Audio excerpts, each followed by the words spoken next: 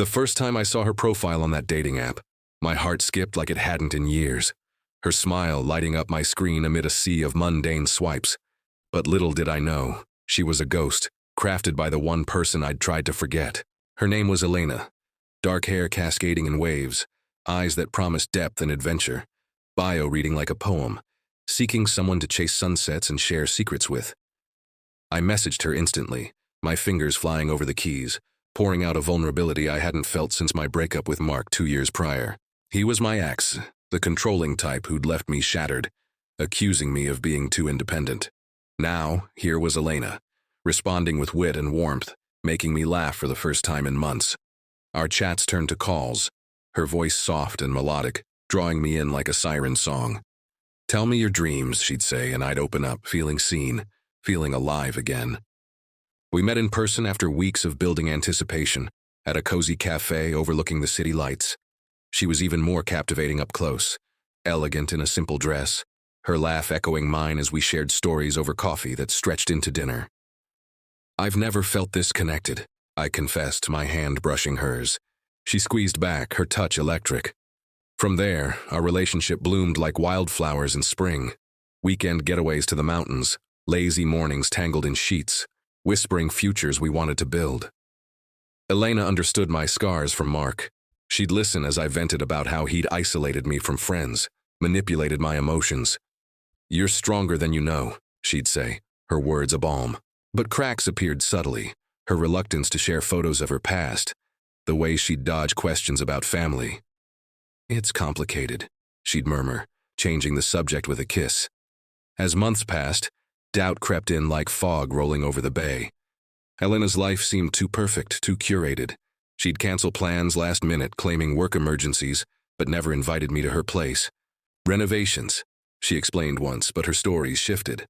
I remember the night I found a discrepancy, searching her name online out of idle curiosity, only to find no trace. No social media, no old articles, nothing. My stomach twisted. "Who are you really?" I asked her over dinner, trying to keep my voice light. She laughed it off. "Just a private person, babe." But the seed was planted. That evening, alone in my apartment, I dug deeper, reverse image searching her profile pic. It led to a stock photo site. My hands shook as realization dawned.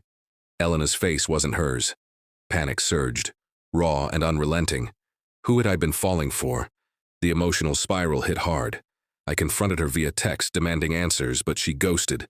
Calls unanswered, profile deleted. Devastation washed over me. I'd opened my heart only to have it toyed with. Sleepless nights followed, replaying every moment, questioning my judgment. How could I be so blind? Friends urged me to move on, but the hurt festered, turning to anger. Then came the first clue, an anonymous email with a single line. "Elena isn't real. Check your ex's old laptop." My blood ran cold. Mark? We'd split acrimoniously. I'd blocked him everywhere. But curiosity won. I still had access to an old shared cloud account he'd forgotten about. Logging in, my breath caught.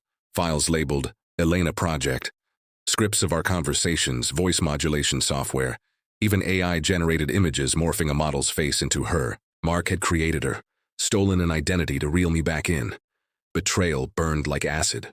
Why? To what end? Tears streamed as I pieced it together. Mark had been catfishing me, using Elena to manipulate my emotions, perhaps to win me back or destroy me. The highs of our love crashed into lows of humiliation. I remember curling up on the floor, sobbing for the woman who never existed, for the trust I'd lost. But as dawn broke, a fire ignited. This wasn't just heartbreak. It was a violation. I needed answers, confrontation. Driving to Mark's last known address, heart pounding, I knocked, ready to face the monster. He opened the door, surprise flickering before a smirk. "Missed me?" he said. The tension thickened, but as we talked, he revealed fragments, jealousy, obsession. Yet something in his eyes hinted at more, a deeper deception. Little did I know the real twist waited in his confession, one that would shatter my world further and force me to rebuild from the ruins. Standing in Mark's dimly lit living room, the air thick with unspoken accusations, I demanded the full truth about Elena, my voice cracking with a mix of fury and pain that made my whole body tremble. He leaned against the wall, arms crossed, his familiar cologne stirring unwanted memories of our toxic past. It started as a joke, he admitted, eyes avoiding mine. After you left, I was angry. Saw you on that app, created Elena to mess with you. But as he spoke, the story unraveled into something darker. He'd hired a voice actress for calls, used deepfake tech for video chats, all to craft the perfect illusion. You fell so easily, he sneered, but his bravado cracked when I mentioned the police. Wait, there's more. My heart raced. What could be worse? Then the bombshell. Elena's identity wasn't entirely fabricated.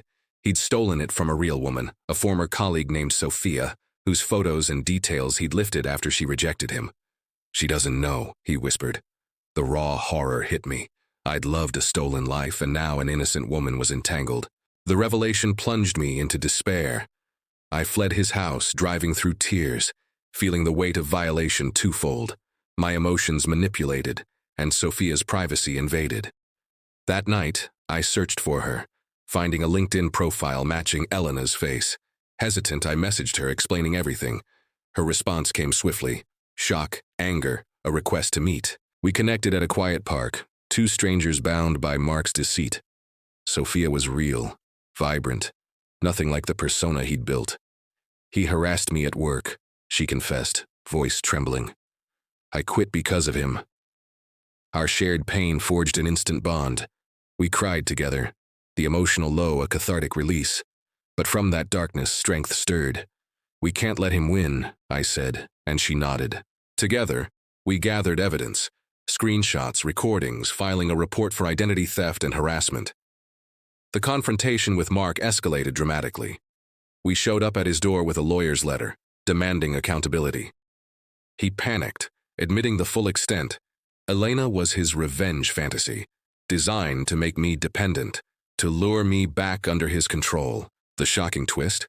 During our relationship, he'd been monitoring my location via a hacked app, showing up at places Elena suggested, watching from afar. I wanted you to need me again, he confessed, breaking down. It was chilling, the depths of his obsession revealed.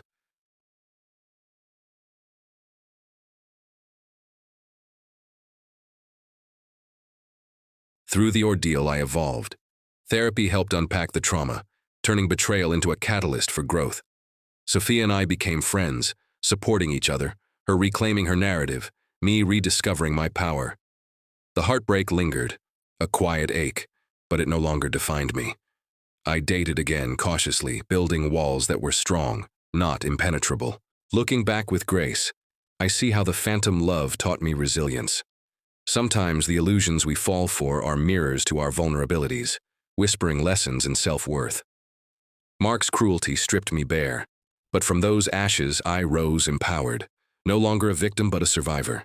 In the end, quiet acceptance settled like a gentle rain. I forgave myself for loving a lie, embracing the woman I'd become, fiercer, wiser.